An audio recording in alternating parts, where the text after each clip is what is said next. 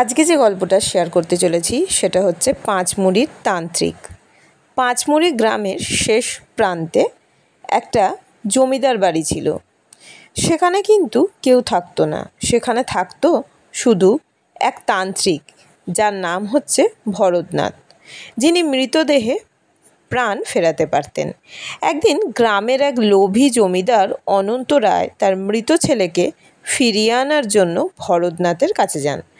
তান্ত্রিক বলেন, ছেলেকে ফেরাতে পারি, কিন্তু তার আত্মা নয়, সে ফিরবে খোলস হয়ে। তবুও জমিদার রাজি হয়ে যায়। তান্ত্রিক সেই রাতেই শুরু করেন শ্মশানে সাধনা। মন্ত্রপাঠ, লাল আগুন আর শ্মশান ভস্মের সাথে চারিদিক ভারী হয়ে উঠছিল।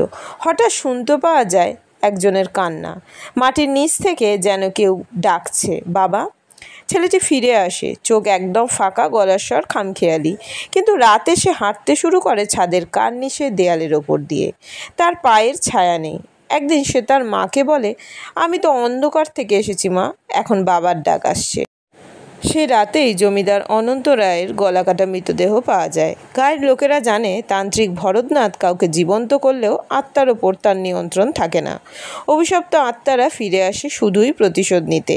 একদিন গ্রামের লোকেরা তান্ত্রিকের ঘরের ভেতরে ঢুকে দেখে ভরতনাথের শরীর পাথরের মতো শক্ত হয়ে গেছে। তার চারপাশে 5টা মানুষের কাটা মাথা রাখা, যাদের চোখ এখনো খোলা। তাদের মাঝখানে বসে আছে সেই ছেলেটি। সে শুধু বলল, আমাকে ফিরিয়ে এনেছিল, কিন্তু আমি আর যেতে চাই না।